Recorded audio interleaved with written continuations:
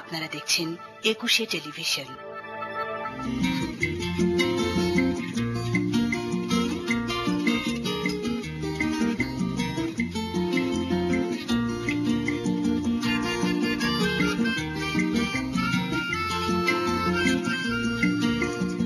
শুভ দুপুর।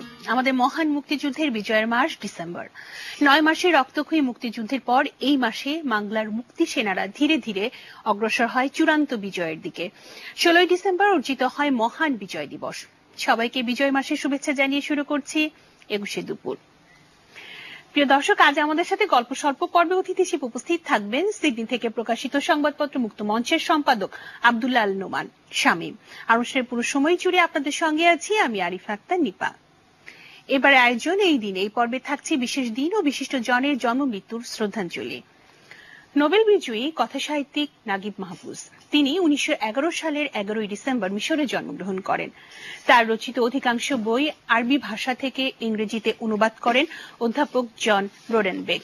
অনুদিত বইসমূহ প্রকাশের পরপরই সারা বিশ্বের সাহিত্যমোদীদের মাঝে তিনি দ্রুতই জায়গা দখল করে নেন। তার লেখা উল্লেখযোগ্য গ্রন্থগুলো হচ্ছে দ্য গেম অফ ফেট, সোদোপিসো, the struggle of Thebes, Khan al Khalili, al Sarab, Bayn al Qasrayn, Qasr al Shawq, al Karnak, al Harafish ইত্যাদি। ১৯৮৮ সালে এই মিশরীয় লেখক সাহিত্যে নোবেল পুরস্কার লাভ করেন। আজ এই মিশরীয় কথা সাহিত্যিকের জন্মদিন। জন্মদিনে তার প্রতি আমাদের গভীর শ্রদ্ধা। এবার আমন্ত্রিত অতিথির সাথে গল্প স্বল্প।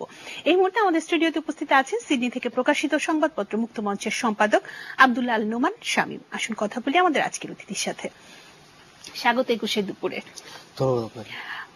আমরা জানি যে সিডনি থেকে প্রকাশিত মুক্ত মঞ্চ সংবাদপত্রের সবচেয়ে বৃহৎ বাংলা পত্রিকা। তো এই পত্রিকাটি সেখানকার প্রবাসীদের সাথে বাংলাদেশিদের মধ্যে সাংস্কৃতিক রাজনৈতিক যে ভাবাদর্শ এর মধ্যে কিভাবে সেতু বন্ধন রচনা করছে? মুক্তমঞ্চ একটা সংবাদপত্র হিসাবে যেটাকে বলা হয় সমাজের একটা ছবি আয়না, তো সেই হিসাবে আমরা যেটা করি যে বাংলায় প্রকাশিত সংবাদপত্রটি বাংলাদেশকে ধারণ করে। বাংলাদেশের সাংস্কৃতিক জগতের খবর, বাংলাদেশের রাজনৈতিক জগতের খবর, বাংলাদেশের লেখা, বাংলাদেশের সম্পর্কিত যাবতীয় জিনিসগুলো আমরা তুলে ধরি এই পত্রিকাতে। সেই সাথে আমরা যেটা করি যে বাংলাদেশের বিভিন্ন ভুবন ছড়িয়ে গেছে এখন পৃথিবীর বিভিন্ন দেশে, যেটাকে আমরা আমাদের বলছি দ্বিতীয় বাংলাদেশ। আমাদের মিডল ইস্টে, ইউরোপে, ইংল্যান্ডে, আমেরিকাতে, জাপানে, মালয়েশিয়াতে, সিডনিতে ছড়িয়ে ছিটিয়ে পড়েছে এখন ৮৩ লক্ষ বৈধ বাংলাদেশিদের একটা বিশাল বাংলা ভুবন। তো এই ভুবনটাকে আমরা ধারণ করি। আমাদের বিভিন্ন পাতায় স্পেশালি নির্ধারণ করা আছে সারা পৃথিবীতে বাঙালিরা কোথায় কোথায় ভালো করছে, কোন কোন জায়গাগুলোতে আমাদের অ্যাচিভমেন্ট গুলো খুব ভালো, এগুলি তুলে ধরছি। আমরা উৎসাহিত করছি আমাদের প্রজন্মকে যে আমাদের অ্যাচিভমেন্ট যদি হয় এমপি হওয়া, বিভিন্ন মেইন স্ট্রিম রাজনীতিতে, আমাদের অ্যাচিভমেন্ট যদি হয় বড় বড় ব্যবসাগুলি করা, আমাদের অ্যাচিভমেন্ট যদি হয় অস্কার বিজয় করা, তাহলে আমরা যেখানেই থাকি না কেন আমাদের প্রজন্মের বাঙালিরা সেগুলোকে অ্যাচিভমেন্ট করতে পারবে বা তার থেকে ভালো অ্যাচিভমেন্ট গুলোতে যেতে পারবে। তো টোটাল এই জিনিসটাকে নিয়েই, প্রবাসীদের নিয়ে এবং বাংলাদেশকে ধারণ করেই মুক্তমঞ্চটা প্রকাশিত হয় অস্ট্রেলিয়াতে। আমার জানা মতে এটা সিডনি থেকে সর্ববৃহৎ প্রকাশিত বাংলা পত্রিকা, এবং আমরা এটাও জানি যে আপনি হচ্ছেন প্রবাসের সর্বকনিষ্ঠ সম্পাদক এবং এই এত অল্প বয়সে সম্পাদকের মতো একটা গুরু দায়িত্ব আপনি নিয়েছেন।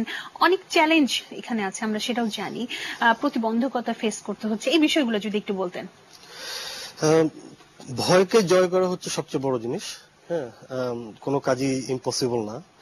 চ্যালেঞ্জ তো থাকবেই, যে কাজে চ্যালেঞ্জ যত বেশি সে কাজের মজাটাও তত বেশি। তবে তরুণ হিসাবে আমি বলবো যে না, তেমন ধরনের যে চ্যালেঞ্জগুলোকে আমরা মোকাবেলা করছি এটা গতানুগতিক। একটা সংবাদপত্র প্রকাশ করতে যে যে চ্যালেঞ্জগুলোর মুখে যেতে হয়, আর 10 জন হলো তাই করতে হতো। আমরা কাজ করেছি বিভিন্নভাবে, বিভিন্ন দিকে, বিভিন্ন সময়ে সংবাদপত্রের সাথে, সাংস্কৃতিক আন্দোলনের সাথে। সেই অভিজ্ঞতা আমরা নিয়েছি সিনিয়রদের কাছ থেকে, এবং একটা পর্যায়ে সেই অভিজ্ঞতাটাকে আমরা এক জায়গায় নিয়ে এটাকে বের করলাম। এবং যখন করেছি সেটা ছিল 2004। আপনি জেনে থাকবেন 2004-এ আমাদের দেশের অবস্থাটা খুব বেশি পজিটিভ ছিল বলে আমার মনে হয় না। বিভিন্ন জঙ্গিবাদের হামলা ছিল, বিভিন্ন জিনিস আমরা খুব আপসেট ছিলাম, বাইরে যারা ছিলাম প্রবাসীরা। তো সেখান থেকেই তখন আমাদের কোনো সংবাদপত্র প্রকাশিত হতো না। একটা দায়বদ্ধতা নিয়ে আমরা সংবাদপত্রটা প্রথম প্রকাশ করি 2004-এ। তো সেটা এখন প্রায় 9 বছর।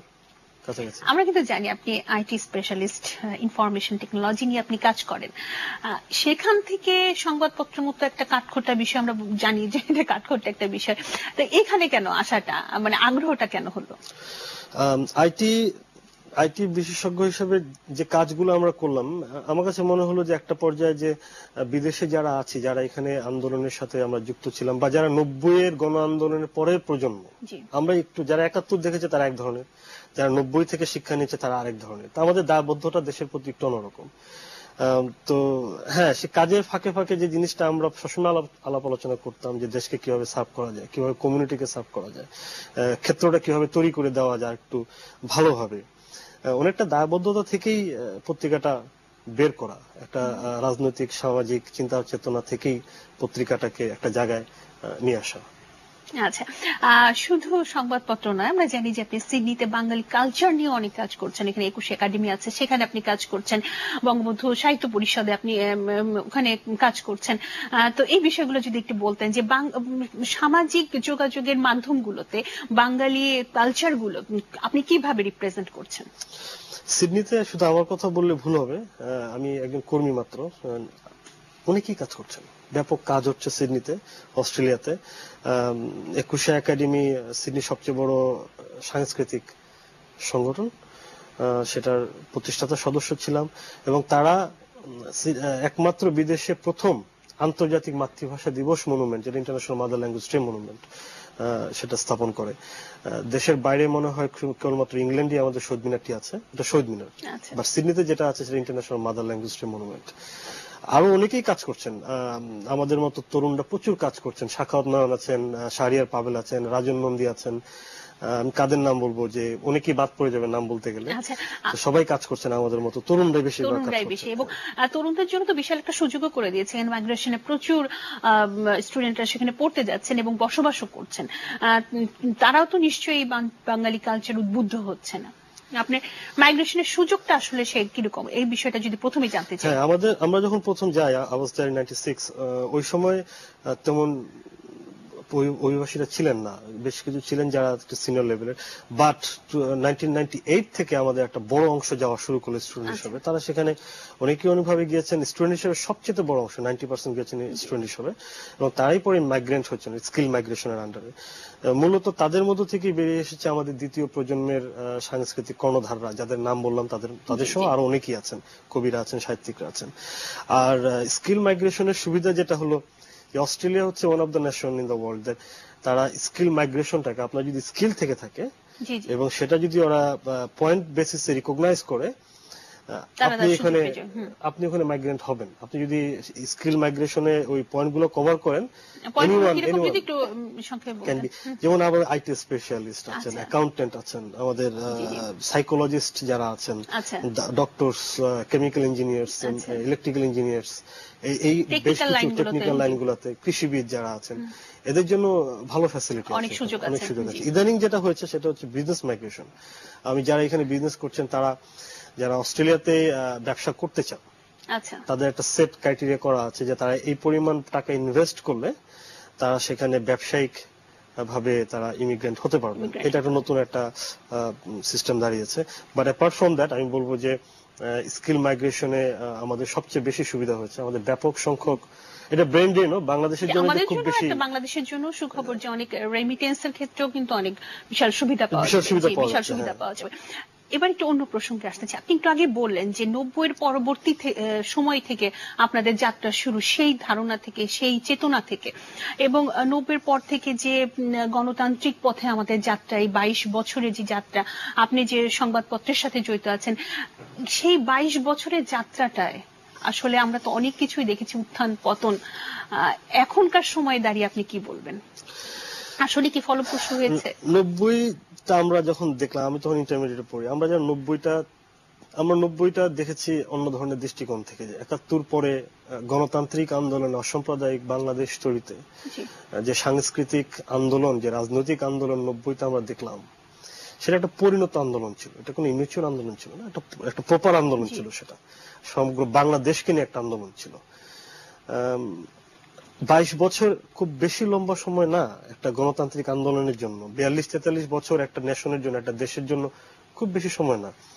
অস্ট্রেলিয়া আজকে এই পজিশনে আসছে, তাদের গণতান্ত্রিক আন্দোলন 113 বছরের। সো বাংলাদেশকে সময় দিতে হবে। হ্যাঁ, মাঝে মাঝে ফ্রাস্ট্রেশন যে হয় না তা না, বাট ইটস এ চ্যালেঞ্জ। আমাদের দেশে যখন যেগুলো হচ্ছে, এই ধরনের সমস্যার মধ্য দিয়ে আমাদের এখন হোক কালকে হোক যেতে হতো, যেটাকে বলে জাতিগত শুদ্ধিকরণ। আমরা জাতিগত একটা শুদ্ধিকরণের মধ্য দিয়ে যাচ্ছি। এই টার্মোয়েলটা হতোই, এবং এর মধ্য দিয়ে, এবং now and once for and all, আমাদেরকে এই যুদ্ধটা জিততে হবে। এই যুদ্ধটা জিততে হবে। দেশ হিসাবে আমরা এগিয়েছি অনেক। আপনি ব্যবসায়ীদের দেখেন বাংলাদেশে, আপনি আমাদের স্টুডেন্টদের দেখেন, তরুণদের দেখেন, এতগুলা চ্যালেঞ্জের মুখেও তারা আইটিতে খুব ভালো করেছে। আপনি জানেন বাংলাদেশ সারা ওয়ার্ল্ডের 3য় বৃহত্তম আউটসোর্সিং এর কান্ট্রি হিসেবে তরুণরা নিজেদের পরিচয় করছে। একটা লক্ষ্য ছিল ডিজিটাল বাংলাদেশ করার জন্য 3G হয়েছে। আপনি জানেন সজীব জয় বলেছেন যে আমরা এই আগামী সরকার আসলে আমাদের 4G হবে। That is a massive opportunity for the young generation. এবং সেটা একদিনে হয় না, আমি বলবো না সেটা একদিনে হচ্ছে। আমাদের প্রত্যেকটা জেনারেশন, প্রত্যেকটা লোকই প্রত্যেকটা ক্ষেত্রে খুব ভালো করছেন। হ্যাঁ, এখন যে জিনিসটা করতে হবে, তাদের রাস্তাটাকে একটু সহজ করে দিতে হবে অবশ্যই। এবং এই যে ডিজিটাল বাংলাদেশ করার যে লক্ষ্যটা, এটা পূরণ করতে হলে কিন্তু প্রচুর মেধাবীদের ইনভলভমেন্ট দরকার।